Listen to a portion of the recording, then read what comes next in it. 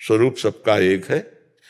अगर हम बंध गए, अगर हम फंस गए तो इच्छा पे फंस गए। इच्छाओं का त्याग करो, अभी जीवन मुक्त हो गए। भगवान ने कभी किसी को फंसाया नहीं, वो अपने आप से अपने आप में स्थित हैं। बोले मैं क्यों फंस गई? क्योंकि आप अपने को भूल गई हैं।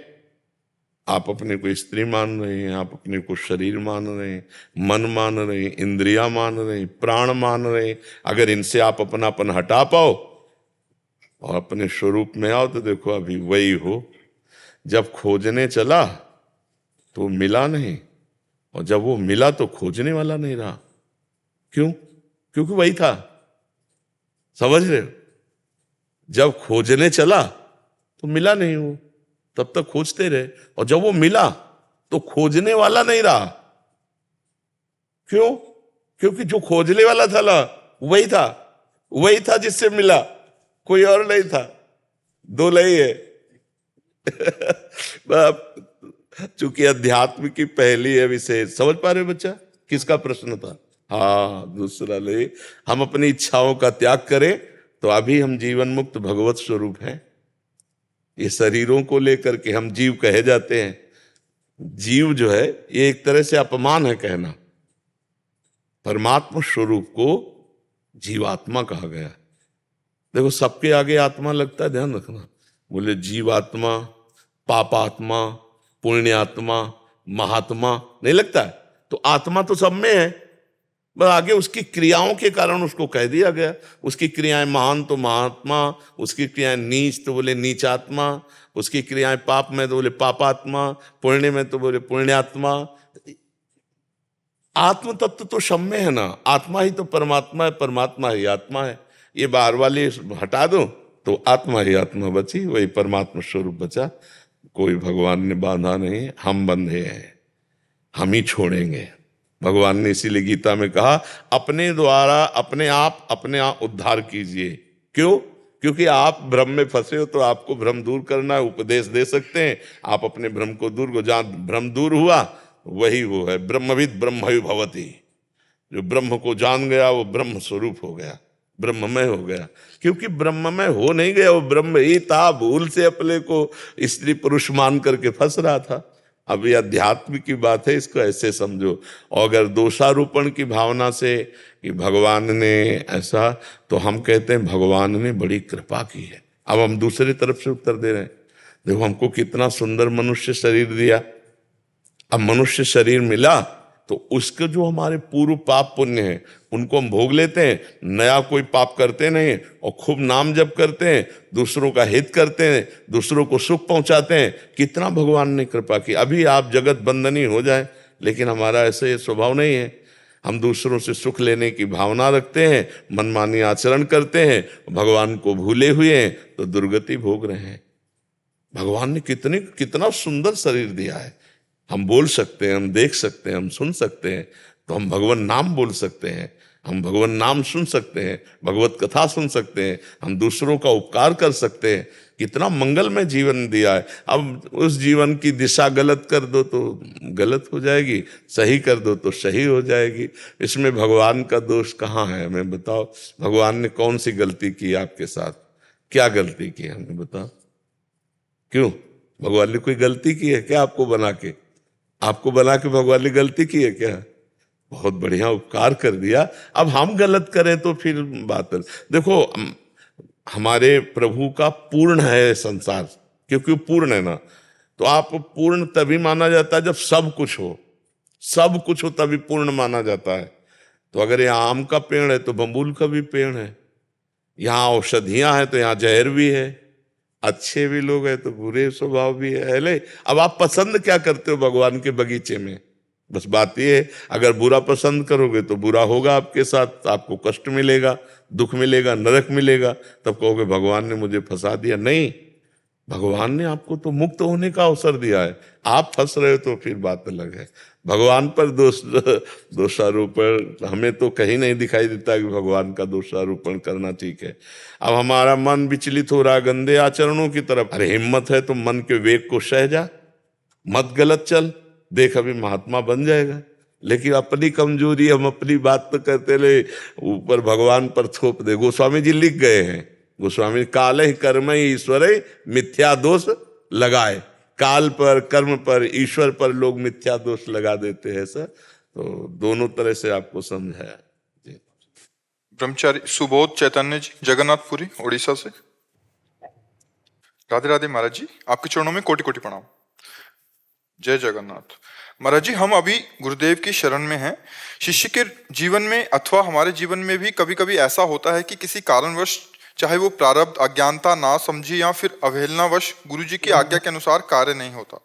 पता तो यही वो आध्यात्मिक साधना या सेवा संबंधित कार्य है, तब गुरु के मन में हमारे कारण जो विक्षेप होता है या कोई गोष्ठी के तहत वो अपराध सिद्ध हो जाता है, तो हम ऐसा क्या करें, कैसे करें जो हमारे गुरुदेव के मन में जो इस विक्षेप पैदा हुआ है वो ना हो। उनसे क्षमा याचना कीजिए और पुनः दोबारा कभी गलती नहीं होगी ऐसा वादा कीजिए, प्रार्थना कीजिए। गुरु माता के समान होते हैं, गुरु ही हमारे पिता हैं, गुरु हमारे सुहृद हैं, गुरु हमारे सर्वस्व हैं, साक्षात परब्रह्म है। हमारी भावना ऐसी है, तो अगर हमसे त्रुटि हो गई, और होगी, पक्का होगी, जब हम पास हैं तो कोई न कोई त्रुटि हो ही जाती है। हर बार प्रयास करके फिर हम गुरु के अनुकूल बन गया तो हो गया। एक सबसे बड़ा संसार का मूल चक्र है अहंकार। इसका नाश केवल गुरु कृपा से होता है, दूसरा किसी साधन से नहीं होता। इसीलिए साधक भाग पड़ते हैं गुरु सेवा से, क्योंकि वहाँ अहंकार का नाश है, अहंकार की कोई दाल गलती नहीं गुरु चरणों में, तो फिर भाग जाते हैं कि अब भजन ही तो करना है, अब साधना कुछ भी कर लो, अहंकार थोड़ी नष्ट कर पाओगे, अहंकार तो और बढ़ेगा। अहंकार तो नष्ट होता है गुरु चरणों में, तो उन्हीं से प्रार्थना कीजिए। गुरु कृपालु हैं, छोटी मोटी गलतियों को ध्यान नहीं देते। वो रोष हमसे इसलिए प्रकट करते हैं कि हम शुद्ध संत बन जाएं, हम विशुद्ध भक्त बन जाएं, हमें विशुद्ध ज्ञान हो जाए। इसलिए उनके हृदय में ये रोष आवेश ये सब नहीं होते। गुरुजन तो बहुत वात्सल्य में होते हैं, पर जैसे माँ अत्यंत दुलार करने वाली अपने बालक को कभी कभी चपत लगाती दिखाई देती है, ऐसे ही गुरुदेव कभी शासन करते दिखाई देते हैं। तो बलिहारी है उन शिष्यों की जो गुरुदेव के शासन को स्वीकार करके सर झुकाए रहते हैं। ऐसे तो एक हमने कबीरपंथी संत भगवान को देखा, तो कई रंग के कपड़े जोड़ करके पहनते थे, तो उनको गांव में लोग बहुरंगी बाबा कहते थे। बहुत हष्ट पुष्ट स्वस्थ एकदम बाल ब्रह्मचारी थे। क्या अपराध बना ये पता नहीं, वयोवृद्ध गुरुदेव थे, तो ऐसे लाठी लंबी ऐसे उठाते, ऐसे बुलाते, आओ इधर साहब साहब, ऐसे जाते, धम्म से पूरा डंडा मारते पीठ में, फिर वो पीछे हटते, साहब साहब, फिर आओ, एकदम वयोवृद्ध। जय बार बुलाए तय बार साहब साहब करके ऐसे जाते, वो डंडा मारते ऐसे वैसे ऐसे। गुरुदेव भगवान से एक दिन चर्चा ऐसे की उनकी, तो उनका आहा धन्य है वो शिष्य जो अपने गुरुदेव के शासन को स्वीकार कर लिया, उस पर माया कभी शासन कर ही नहीं सकती है। तो गुरुदेव से कभी छुपाओ, अलगाओ, ये सब नहीं रखना चाहिए। एक जगह ऐसी होनी चाहिए जहाँ खुला दिल होना चाहिए। हम नीच कर्म किए, पाप कर्म किए, जैसे भी हैं आपके हैं, आप दंड दो या आप अपने समीप रखो, हम आपके हैं। हमसे गलती हो गई, अब आप जैसा चाहते हैं, आपकी अवहेलना कर दी, आप हमें दंड दीजिए या आप हमको अपनी सेवा में रख लीजिए, जैसे भी हो। ऐसा विनय करनी चाहिए उनसे। ये नहीं कि कभी गुरु से मन मुटाव नहीं करना चाहिए। जिन्होंने मन मुटाव कर लिया, माया रौंद देगी, पक्का रौंद देगी, और रौंदे हुए है तभी ऐसा है। गुरुजनों से अपने चित्त को जुड़ा रखना चाहिए। बस एक संसार में सबसे बड़ा भय साधक के लिए गुरु अवहेलना ना होने पावे। बस गुरु अवहेलना हो गई तो फिर जो परम अवस्था प्राप्त होनी चाहिए उन्हें होती। इसलिए गुरुदेव से प्रार्थना कीजिए, निवेदन कीजिए, चरण पकड़िए, रोइए, उपवास कीजिए जब तक गुरु प्रसन्न ना हो। उनकी प्रसन्नता अत्यंत अनिवार्य है। गुरुदेव प्रसन्न, गुरु प्रसन्न, साहब अनुकूला, मिटे सकल कल्पित भय शूला। गुरु प्रसन्न हो गए तो इष्ट अनुकूल हो गया, बात बन गई।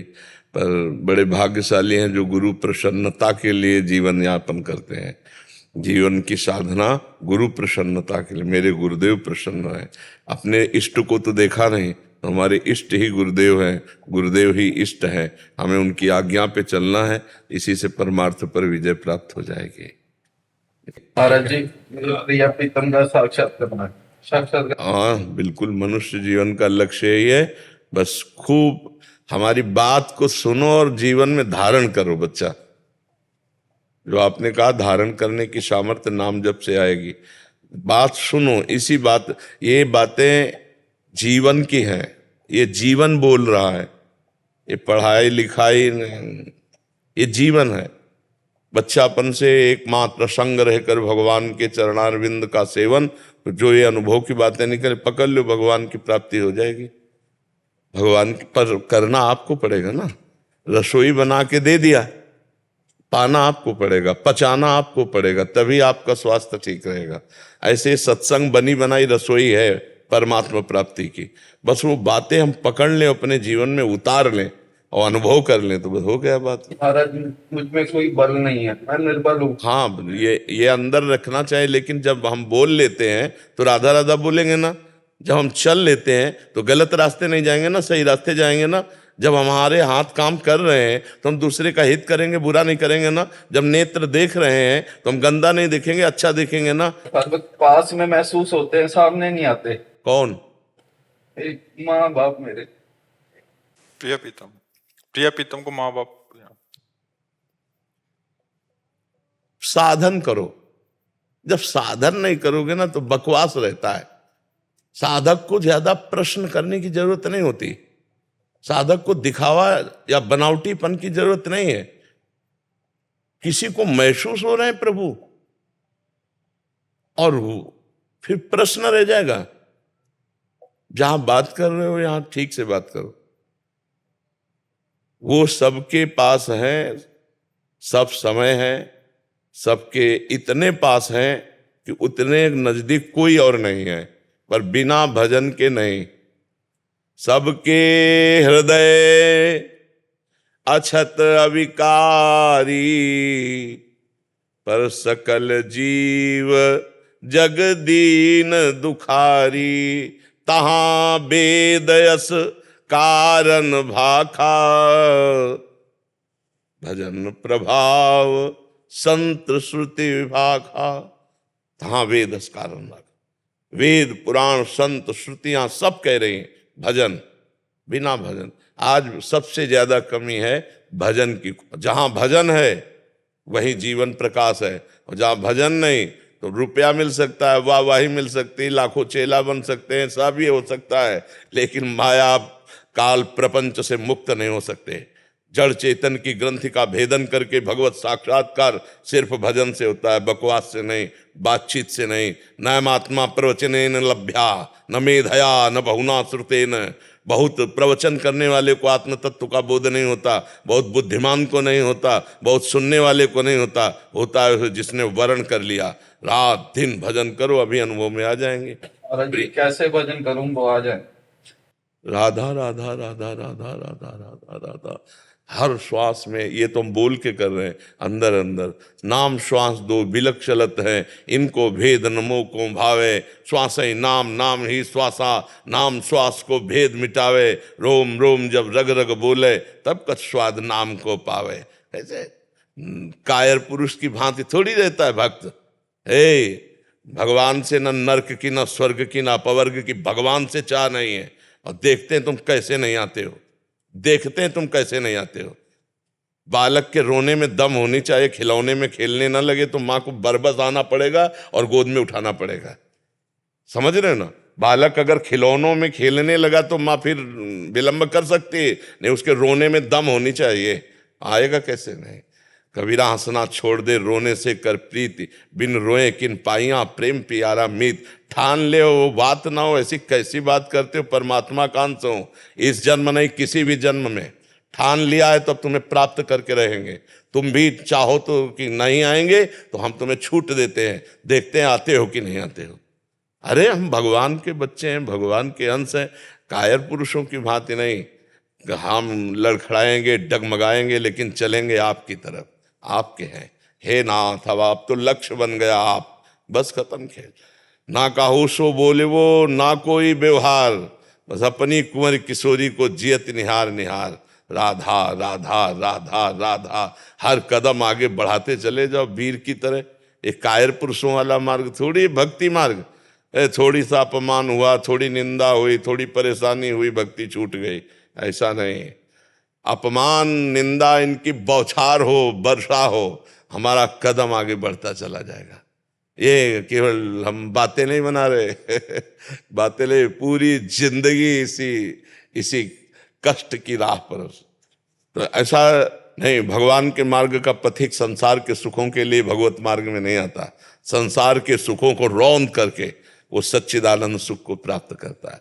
इसलिए वीर बहादुर बनो, कायर नहीं। नाम जप करो, पराई माता बहनों की तरफ गंदी दृष्टि से भी मत देखो, ऐसे गंदे लोगों का संग मत करो जो तुम्हारे दिमाग को गंदा कर दें। गंदा भोजन मत करो, अभी देखो आनंद आने लगेगा परमात्मा पर। हर पल बस आप अपने शासन में रखें। हाँ, हमारी बात मान लो, बस यही शासन में हो बच्चा। हम कोई पुलिस तो है तुम्हारे पीछे पड़े रहेंगे हम तो हमारी बात तुम्हारे पीछे पड़ी रहेगी। अगर हमारी बात मान लो तो पीछे पड़ी रहेगी, बात से बात बन जाती है जी। अमित शर्मा जी बेंगलोर से। श्री श्री हरिवंश महाराज जी, गुरुदेव भगवान, ये महादेव दास, महादेव की कृपा से उनके 12 ज्योतिर्लिंग के दर्शन के लिए निकला था, लेकिन ललित त्रिभंगी ने द्वारिका जी में चित्त का हरण कर लिया। इतनी कृपा की कि घर जाते समय यूट्यूब के माध्यम से आपसे जुड़ा हुआ। प्रभु, आपकी वाणी की कृपा से हम दोनों प्रगट में पति पत्नी ने ब्रह्मचर्य धारण किया, प्याज लहसुन छोड़ दिया, सत्संग के प्रयास करते अभी नियमों का पालन कर रहे हैं। महाराज जी, गुरुदेव कृपया मुझे प्रेम लक्षणा भक्ति के बारे में ज्ञान दें और समझाएं कि मैं अपनी भक्ति को प्रेम लक्षणा भक्ति में कैसे परिणत करूं। जो नाम प्रभु का आपको गुरु प्रदत्त मिले या रुचि, अभी मान लो गुरु वरण नहीं हुए हो, रुचि जिस नाम में रुचि हो, प्रेम मूल यह नाम है, प्रेमी रसिक जपत यह नाम, प्रेम मगन निज बन विश्राम, श्री हरिवंश जहाँ रहे। प्रेम प्रवाह परे जन सोई, तब क्यों लोक वेद सुधि होई, जब हरिवंश कृपा करी, व्रत संयम तब कौन कराए, संतत सकल सुनो चित लाए, श्री हरिवंश प्रताप जस। हमारी वाणी जी कहती है कि प्रेम मूल यह नाम है। प्रेम के मूल, जहाँ से प्रेम अंकुरित होना है, वो नाम है। नाम, भगवान नाम जितना आप जप करोगे उतने आपके अंदर प्रभु की आसक्ति पैदा होने लगेगी। पहले वो सब अनर्थों का नाश करके, पाप का नाश करके, पाप की प्रवृत्ति का नाश करके, सबकी आसक्तियों को समेट करके प्रभु के चरणों में समर्पित करवाएगा। अब ये इतना कहने में तो इतना समय लगा, इसमें जन्म भी लग सकता है। सबकी ममता ताग बटोरी, मम पद मनहि बांधि बर डोरी। प्रेम प्राप्ति के लिए सबसे अत्यंत आवश्यक बात है भगवान के प्रति पूर्ण समर्पण, पूर्ण अनन्यता। कोई अन्य आश्रय नहीं, कोई अन्य बल नहीं। अपबल तपबल और बाहुबल चौथो बल है दाम, शूर किशोर कृपा से सब बल हारे को हरि नाम। एकदम भगवान के चरणारविंद में पूर्ण असमर्थ होकर, असरण होकर शरण हो जाना, पूर्ण असमर्थ होकर के। अब भगवद आश्रय और नाम जप, जितना जोर का नाम जप चलता रहेगा उतने सफाई अंदर बहुत जल्दी हो जाएगी। फिर सबकी आसक्ति भगवान में, एक अहमता ममता ये जग में है दुखदाई, ये जब श्री जी की ओर लगे तो होत परम सुखदाई। अहमता ममता, एक मैं और मेरा, ये दोनों प्रभु के चरणों में जहाँ समर्पित हुए तो प्रभु से आसक्ति हो जाती है। गुरुदेव श्री जी से बहुत प्यार हो गया है, मना नाम जप करते करते। अब उसको अंदर चुप रख रहा, ऐसे कहले से उड़ जाता है, कपूर की तरह है। हाँ, जिनको बहुत प्यार है उनसे जब पूछा जाए कि आपको श्री जी से बहुत प्यार है क्या, जैसा होना चाहिए वैसा नहीं। अभी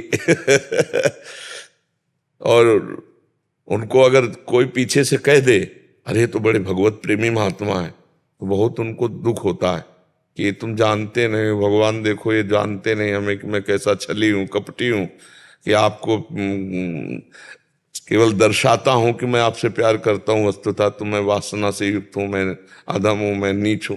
ये अंदर चलता रहता है। आपको बताएं, जो बहुत प्यार करते हैं प्रभु से, लगता है पूरा कि हाँ, भोग में अभी भी फंसे हुए हैं।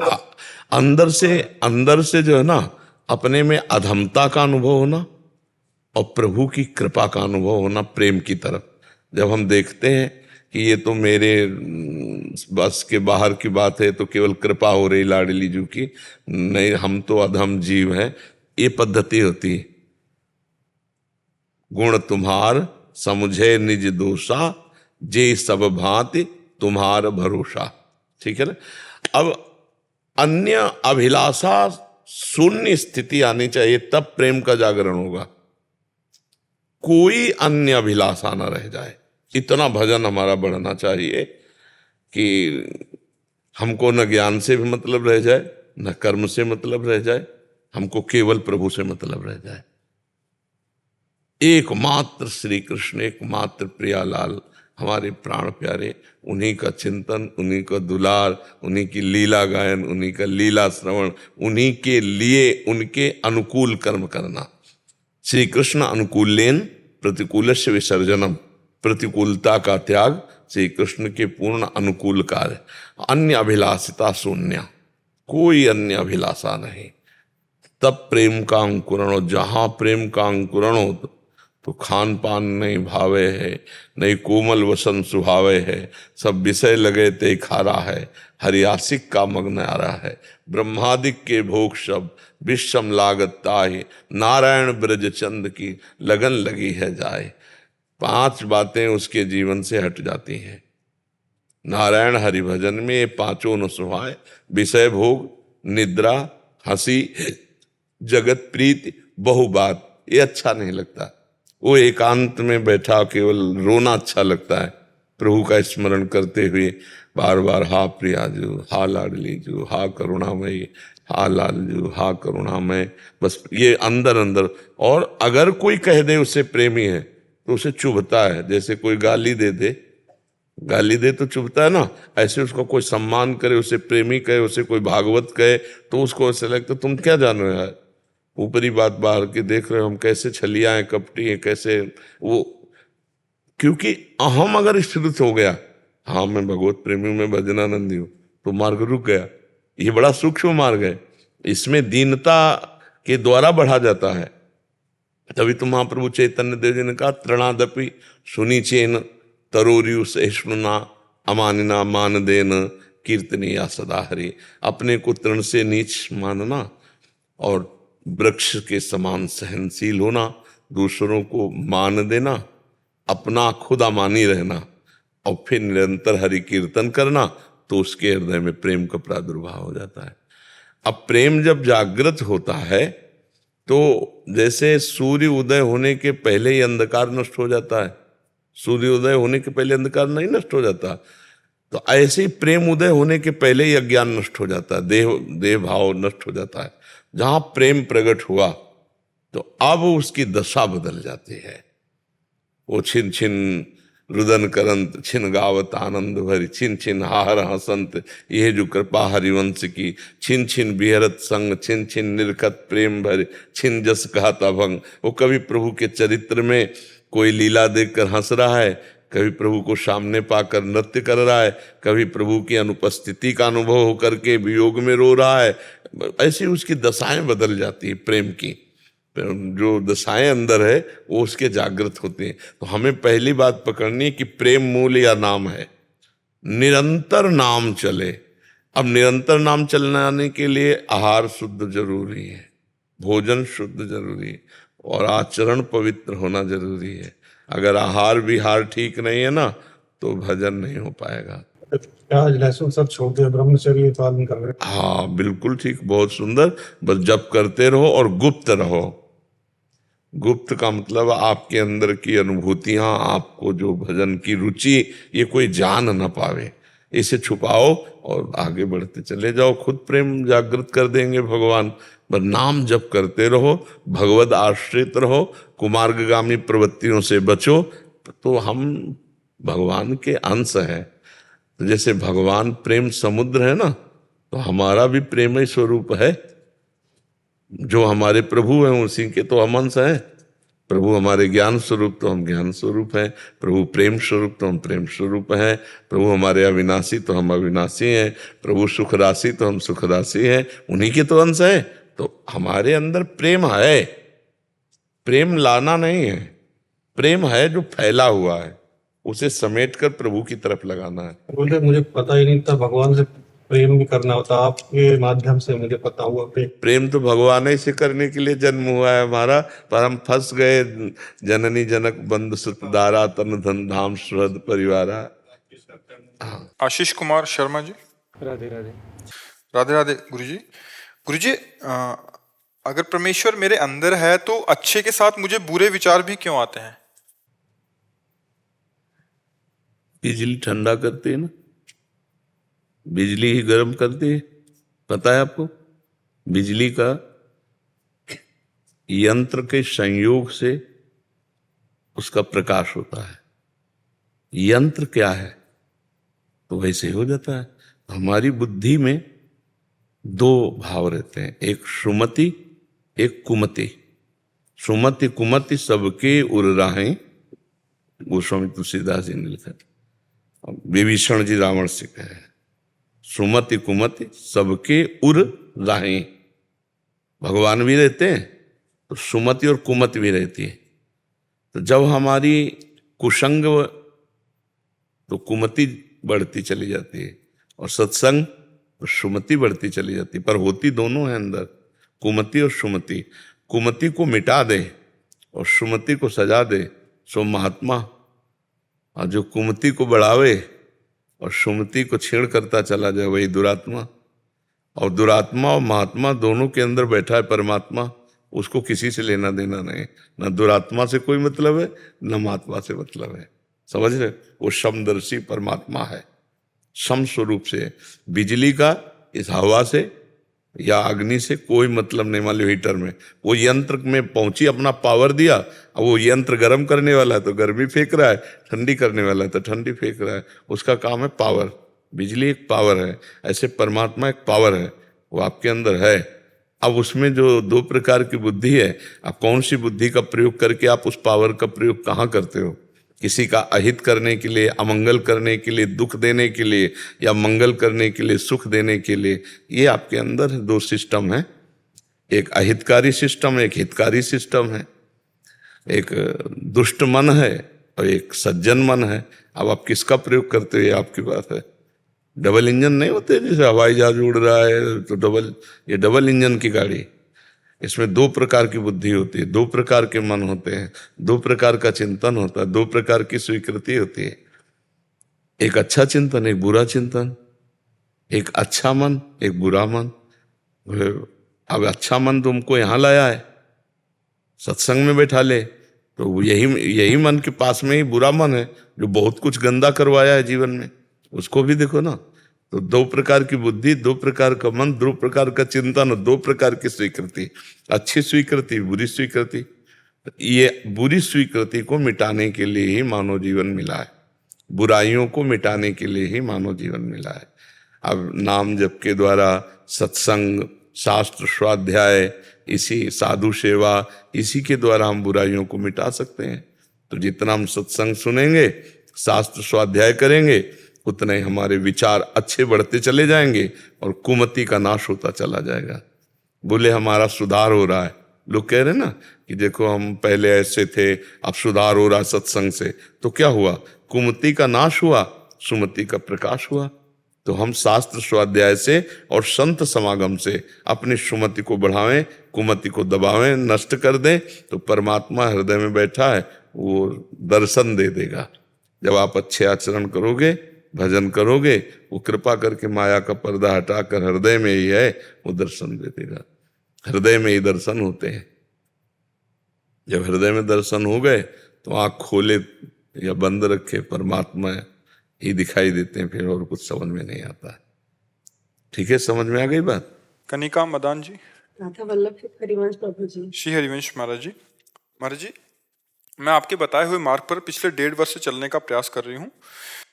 महाराज जी, आप कह रहे हैं कि जैसे एक बच्चा पेपर लिखते वक्त अपना सवाल के हल बार बार जांचता है, रीचेक करता है, तो गुरुजी को कॉपी देने से पहले तो आंतरिक मन में बार बार ये सवाल आता है कि मैंने पापाचरण बंद तो कर दिए हैं और नाम जब भी चल रहा है, तो कहीं खुद से कोई दोष दर्शन दृष्टि या अभिमान ना हो जाए, बार बार विचार आने पर मेरी भगवत प्राप्ति नहीं, बाधक अपने बने। पर अब अपने को इस तरह से चिंतित नहीं करना है।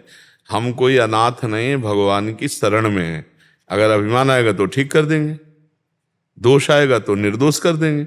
हमारे भगवान है ना, हम उनकी शरण में है ना, हम प्रभु की शरण में। हमको अपनी चिंता नहीं करनी, अपनी चिंता नहीं करनी, हमें चिंतन करना है प्रभु का। जहां कहीं अपनी चिंता की बात आए तो सोचो ना, प्रभु है ना, प्रिया जो है ना, लाडली जो है, वो सब ठीक कर देंगे। शरणागत को निर्भय रहना चाहिए, भगवान के भरोसा दृढ़ रखना चाहिए। ऐसे हम परेशान हो जाएंगे, ऐसे तो मन परेशान कर देगा। परेशान नहीं होना है। जब मन ये दिखाने लगे कि तुम में अगर अहंकार आ गया तो प्रभु है ना, हाँ, नहीं तो उसी समय उसको दौड़ाओ ना, प्रभु है ना। जहां कहीं भयावह बात लावे तो प्रभु है ना, अरे वो सब ठीक कर देंगे, वो सब संभाल लेंगे। ऐसा तो विश्वास करो। बाह्य साधन और आंतरिक साधन, उसकी रक्षा, उसको बढ़ाना और भगवत प्राप्ति तक ले जाना, ये सब भगवान का कार्य होता है। गुरुजी, तो सोचने से अभिमान नहीं आएगा? नहीं, आ भी जाए तो क्या फर्क पड़ता है, फिर भक्ति पे रुकावट आ जाएगी। 1 सेकंड लगता है समर्पित करने में। जी जी। आप सब, जैसे हमारे मन में अहंकार आ गया किसी बात का, तो हमारे पास स्थान भी तो है ना प्रभु के चरणारविंद। ए भैया अहंकार तू यहाँ जा, अल्ले समर्पित हो गया। अब क्या बिगाड़ पाया अहंकार? अहंकार को बनाए रखना वो घातक है। अहंकार आ गया तो भगवान के चरणों तक पहुंचा दिया। भाई हम बड़े भजनानंदी, ये अहंकार आ गया तो भगवान के चरणों में पहुंचा। देखो प्रभु, देख लो आपकी कृपा से भजन हो रहा है और बेमतलब ये अहंकार कर रहा है, आप सुधार दो आप। तो भगवान उसी समय अहंकार का समन कर देते हैं। अपने तो अब बिल्कुल चिंता नहीं करनी, प्रभु की शरण में। जैसे बहुत बढ़िया डॉक्टर मिल जाए ना तो अब रोग की परवाह नहीं होती, ऐसे बहुत बढ़िया डॉक्टर जगत गुरु भगवान सदवैद्य हैं। हम उनकी शरण में, अब ना हमारा अहंकार बिगाड़ सकता है ना कोई विकार बिगाड़ सकता है। वो आए, हम भगवान के सामने पेश कर दिए। मतलब हमारे अंदर काम आ गया, क्रोध आ गया, लोभ आ गया, तो हमारे सामने भगवान, हे प्रभु ये समर्पित, आप देखो, आप देखो, वो संभाल लेंगे, वो संभाल लेंगे। हमें किसी भी तरह अब डरना नहीं है, खूब आनंदित रहना है। भगवत शरणागत का मतलब यही, खूब आनंदित रहना है।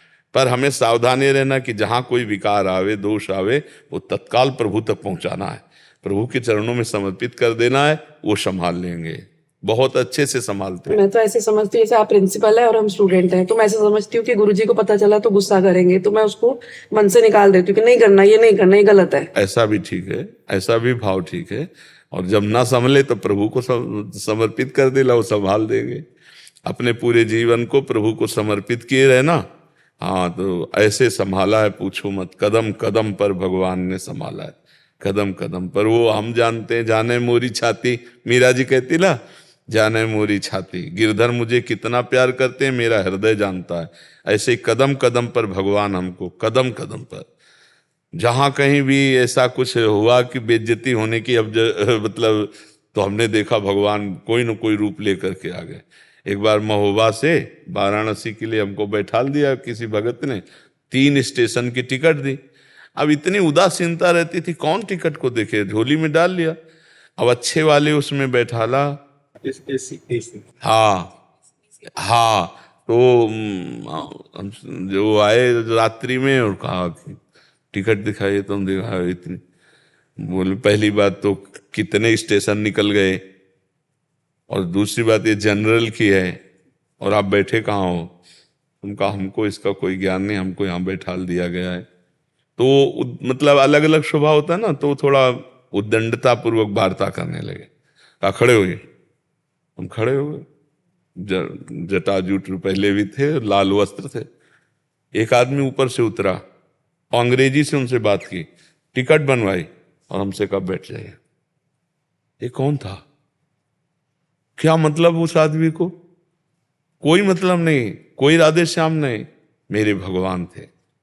अवसर था ना, क्योंकि भगवान के साथ हो सकता है वो थप्पड़ 2 थप्पड़ मार के उतार दे, अधिकारी है, उसका अधिकार है।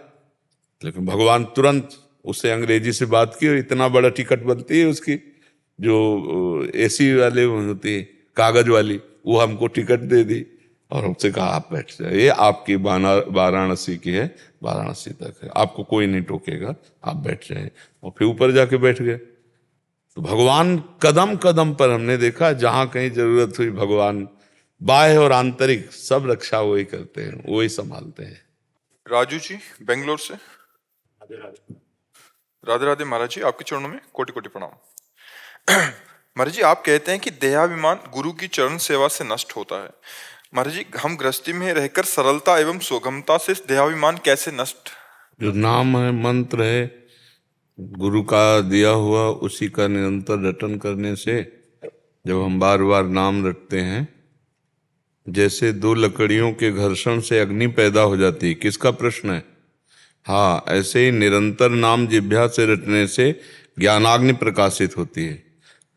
अज्ञान के कारण ही तो अहंकार होता है, जहाँ ज्ञान हुआ तो अहंकार का नाश हो जाता है। अज्ञान तिमिरांधस्य ज्ञानांजन शलाकया चक्षुरुन्मीलितमेन तस्मै श्री गुरुवे नमः। तो गुरुदेव भगवान ने जो नाम दिया, मंत्र दिया, उपासना दी, वैसी करो तो उनकी आज्ञा पालन है, उनकी सेवा है, उनकी कृपा से अहंकार का नाश हो जाएगा। जरूरी थोड़ी कि गुरु के समीप रहना ही गुरु सेवा है, गुरु आज्ञा का पालन करना गुरु सेवा है, चाहे लाखों कोस दूर हो। तो नजदीक है, गुरु आज्ञा का पालन नहीं कर रहा तो दुर्गति होगी, दूर है, गुरु आज्ञा का पालन कर रहा, सदगति होगी। आज्ञा पालन से, आज्ञा समझो सो साहिब सेवा, आज्ञा का पालन करना ही साहब की सबसे बड़ी सेवा है। समझ पाए आप?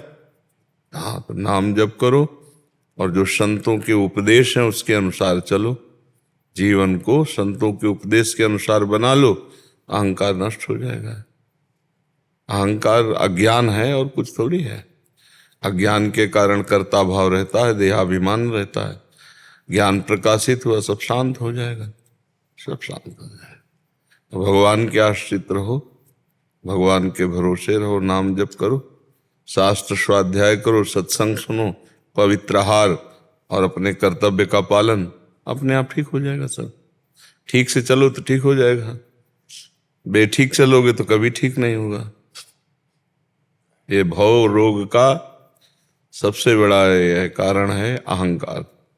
संसति मूल शूल प्रद नाना, सकल शोक दायक अभिमाना।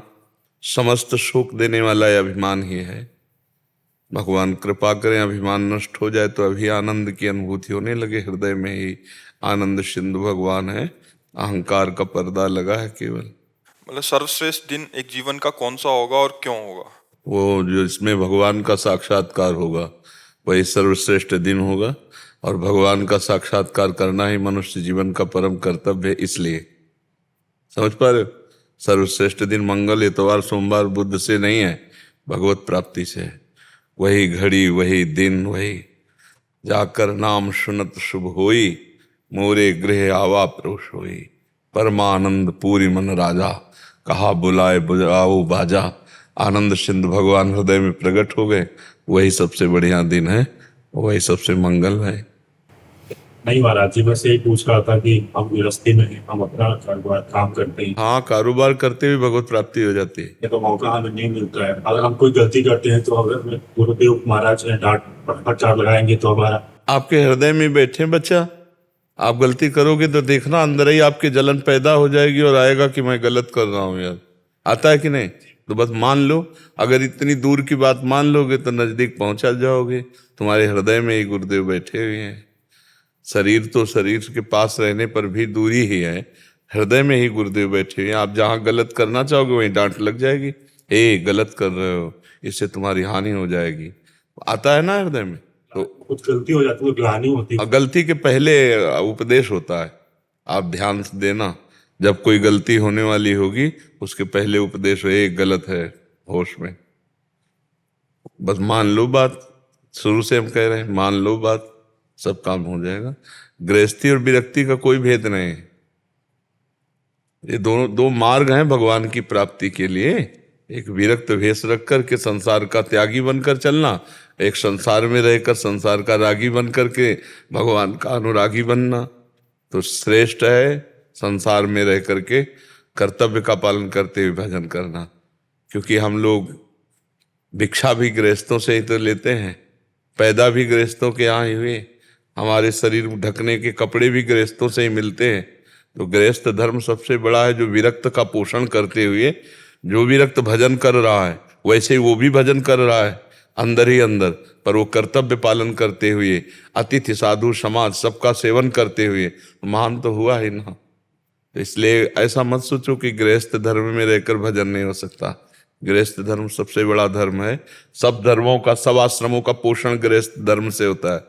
चाहे वानप्रस्थ हो, चाहे ब्रह्मचर्य हो, चाहे सन्यास हो, सबका पोषण करता है और स्वयं भजन करता है। धन्य नहीं हो गया वो? सोचो, चार को भजन कराता है, स्वयं भजन करता है, मेहनत करके धन कमाता है, परिवार का पोषण करता है, उससे बढ़िया और कौन है? खूब नाम जप करो। गृहस्थ धर्म कोई गिरा हुआ आश्रम थोड़ी, गृहस्थी के यहाँ ही तो महात्मा और भगवान का अवतार हुआ, नहीं हुआ? जितने बड़े बड़े महात्मा पैदा हुए गृहस्थी के यहाँ तो पैदा हुए, भगवान का अवतार हुआ तो गृहस्थों के यहाँ ही तो हुआ। तो इसलिए गृहस्थ धर्म कोई निंदनीय धर्म थोड़ी है, महान धर्म है। विपिन अग्रवाल जी, दिल्ली से। राधा वल्लभ श्री हरिवंश महाराज जी, आपके चरणों में कोटि कोटि प्रणाम। भगवान, पिछले जन्मों की और इस जन्म की भी गर्भ काल के समय की स्मृति अगर रहे तो क्या मनुष्य इस जन्म मृत्यु रूपी काल के मुख से मुक्त होने के लिए ज्यादा प्रयासरत नहीं? पागल हो जाए। किसका है? पागल हो जाए। ये तो कहो स्मृति डिलीट होती जाती है तो हमारा दिमाग शांत है, अगर सब स्मृतियां जागृत हो जाए ना तो पागल हो जाए। बड़ी कृपा की भगवान की माया ने जो डिलीट पद्धति रखी है। परसों क्या घटना हुई, 10 वर्ष पहले क्या घटना हुई, ये सब विस्मरण कराती चली जा रही। अगर विस्मरण न कराती हो तो फिर पागल हो जाते। नहीं, अभी कोई विषय सोचो जो झगड़ा झंझट कुछ भी हुआ हो और उसको पूरा का पूरा सीन ले आओ तो अभी देखो दिमाग में आपको कैसा होगा। अगर गर्भ का सीन आ जाए तो अभी बेहोश हो जाओ। इतना भयानक पीड़ा कष्ट। पीछे जो कर्मों को हम भोगे हैं, पीछे जो जो हम कर्म किए हैं, उनके कुछ संस्कार तो है ना मन में, जब भजन में बैठते हैं तो आते हैं, वो तो आते ही हैं। तो ये तो कहो भगवान की कृपा से कि बहुत सा डिलीट हो गया है, थोड़ा बारा पकड़ पाया है मन, तो वही स्मृति में लाता, तो वही परेशान किए, नहीं परेशान किए। और अगर पूरी स्मृति होती तो पागल हो जाते हैं हम। भजन में सहायक नहीं होता, भजन में बहुत बाधक होता है। भजन तो होता है जब सब डिलीट हो जाए, कुछ याद ना आवे, केवल राधा राधा राधा राधा राधा, है नहीं? इसी में तो लगे हम कि हमको और कुछ याद ना आवे, केवल राधा राधा राधा, सब भूल जाएं हम। और तुम कहते हो सब याद, अगर सब स्मृति आ जाती तो हालत खराब हो जाती, पागल हो जाते, नहीं हो जाते? विचार करके देखो, अगर घटना प्रति घटना हर चीज हमारे सामने है तो हमारी बुद्धि खराब हो जाती है। अभी तो सब डिलीट होता चला जाता है। परसों शाम के क्या खाया ये भी याद करना पड़ेगा, परसों वाली बात, कि परसों शाम के अच्छा ऐसे ढूंढना पड़ेगा, और फिर कि हाँ हमने ये खाया। तो ये तो कृपा कहो कि वो डिलीट लगा हुआ है, साथ में सब डिलीट करता जाए, नहीं सब भर जाए दिमाग में, भ्रष्ट हो जाए, दिमाग का भ्रष्ट हो जाए। ये बड़ी कृपा है भगवान की जो स्मृतियों का अपहरण कर लिया। अब जब भजन के बल से पूर्व स्मृतियां जागृत होती है तो भजन बल रहता है उसमें, इसलिए उसको गिरा नहीं पाते। तो इसीलिए उसको रख दिया गया है, सब स्मृति है। अभी आप 10 जन्म की बात देख सकते हो, पर भजन बल हो आप में, तो जब भजन बल आ जाएगा तो पागलपन थोड़ी चढ़ पाएगा। फिर तो ज्ञान विज्ञान संपन्न वो देख रहा है, और अभी सब स्मृति आ जाए तो पागलपन चढ़। पूर्व का किया हुआ कोई कुकृत्य दिमाग में आता है, परेशानी पैदा कर देता है ना। तो यहाँ तो लाखों कुकृत्य किए हुए हैं, वही सब रील चलती रहे तो फिर भजन क्या हो पाएगा? बड़ी कृपा है माया की जो डिलीट कर देती है सब, जो पर्दा में कर देती है। दूसरे राशि ये था कि जैसे जो भी उसकी वजह से हमारी जो गलतियां हुई, जो उसकी वजह से सजा मिली, जो नारायण भुगते, तो उससे अगर कुछ गलतियों नहीं, अब आपको उनसे क्या मतलब है? पूरा रजिस्टर जो पुराना हमारा है वो शरणागति के प्रभाव से भस्म हो जाएगा। आपको उसका हिसाब करने की ताकत नहीं है। जो क्रियमाण है वर्तमान में उसे तुम्हें केवल संभालना है। जो भूत निकल गया उसकी चक्कर में हमें नहीं पड़ना, वो हमारे प्रभु संभालेंगे। तुम्हारी ताकत नहीं है कि तुम अपने संचित कर्मों का हिसाब कर सको। तो प्रारब्ध भोग तो आ ही रहा है, क्रियमाण को हम संभाल रहे हैं भगवान के बल से, राधा राधा राधा, अच्छे आचरण, पवित्र आचरण। संचित को भगवान संभाल रहे हैं, हमारा काम बना बनाया, हमको क्या चिंता करनी है? आप थोड़ी संभाल सकते हैं। महाराज जी, इनका कहने का भाव ये लग रहा है मुझे कि मन डरता नहीं है, मन डर जाए तो भजन में लग जाए कि इतना कष्ट भोगा। कुछ डरना नहीं, रोज लाठी चलती है और जब छूटते हैं ना तो फिर वही करते हैं। मन ऐसा वैसा सामग्री से नहीं बना कि एक बार के थप्पड़ से डर जाए या 1000 बार के थप्पड़ से डर जाए। नहीं, ये बहुत ये डरता है भजन से, सिर्फ भजन से। डट के भजन से डरता है। आप देखो भजन में लगाना शुरू करो, अभी जलन पैदा करेगा, अभी दुनिया का सब, ये डरता है भजन से और किसी से नहीं। अधीन होता है भजन से। भजन में लगो, खूब नाम जप करो, ऐसे न लगे चिल्ला चिल्ला के करो, ये स्वाभाविक नहीं लगेगा। इसको जबरदस्ती लगाया जाता है भजन में, और जब भजन में इसको स्वाद मिल जाता है तब फिर नहीं हटता है। जब तक भजन का स्वाद नहीं मिलता था तब विषय स्वाद पाए हुए तो भागता रहता है, विषयों में भागता रहता है। इसलिए इसको जबरदस्ती लगाना होता है। भगवान जो विधान किए बहुत अच्छा किए हैं, मतलब वो हमारी तुम्हारी सलाह की थोड़ी जरूरत है। अरे भगवान ज्ञान समुद्र है, त्रिकालज्ञ है, सर्वज्ञ है, उनका जो विधान होता है बहुत अच्छा होता है। हम लोगों के लिए बहुत अच्छा किया है वो जो डिलीट लगा दिया है। अगर डिलीट न लगाए होते तो बहुत परेशानी हो जाती है। हाँ, मन तो अगर सोचो कि दुख में आकर मन ये इतना बदमाश है कि इसकी हालत ऐसे समझो कि जैसे सांप के मुंह में मेढक है, आधा मेढक मुंह में आ चुका है, बस झटके में अंदर हो जाएगा, पर मेढक आगे पतिंगा खाना चाहता है। उसको ये पता नहीं है कि मैं खुद काल का ग्रास बन चुका हूं और वो आगे पतिंगा खाना चाहता है। ऐसी दशा मन की है कि खुद जो है वो अपनी रक्षा कर नहीं सकता है और हमें भोगों में फंसाने के लिए और ले जा रहा है, और वो फंस चुका है। अब आधा जीवन चला गया, मान लो 30, 40, 35, 50 के हो गए, 40, 35 के तो हो गए, 50 हाथ पर तो अब पर मनुष्य की आयु पूर्ण आयु 100 वर्ष बताई गई है। अब पता नहीं 100 वर्ष चलें कि ना चलें, कितने में चले जाएं। तो अब इसको जबरदस्ती भजन में लगाना, ये डर के भजन में नहीं लगेगा किसी भी। ये बहुत निस्संक है, बहुत चालबाज है।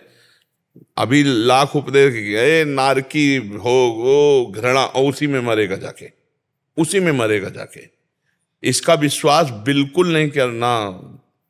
मन का विश्वास बिल्कुल नहीं। मन का विश्वास जिसने कर लिया वो मारा गया। ये दुष्ट बेईमान है, इससे हर समय अलर्ट सावधान रहे। और ये डरता सिर्फ भजन से है, हमारी बात समझ लेना। दंड से, भोगों से, नरकों से बिल्कुल नहीं डरता है। ये चर्चा सुनेगा, डरेगा, इसके बाद फिर वही कार्य करेगा। ये डरेगा तो सिर्फ भजन से डरेगा। जितना जो भजन कर लिया और डर पा के मन को अधीन कर लिया। भजन नहीं तो मन डरपने वाला नहीं, लाठी डंडा से डरपने वाला नहीं। बहुत खतरनाक है, बहुत खतरनाक मन है। पिट लिया है तो कहते एक बार पिट लिया, बार बार थोड़ी पिटना है, कोई बार बार थोड़ी फंसना है। फिर फंस गया तो फिर पिट लिया, अब तो वो पुष्ट होता जाता है, इससे ज्यादा थोड़ी कष्ट मिलेगा, वो और बलवान होता जाता है। ये मरेगा तो सिर्फ भजन से मरेगा। मन मार्या तन बस में की ना हुआ भरम सब दूर, बाहर से कछ दिखत नाही अंदर चमके नूर, आपो त्याग जगत में बैठे नहीं किसी से काम, उनमें तो कछु अंतर नहीं संत कहो चाहे राम। वो भगवान का साक्षात स्वरूप है जो निरंतर नाम जप करते हुए मन मार्या तन बस में कीना हुआ भरम सब दूर। भजन से मन मारा जाता है और कोई उपाय नहीं है।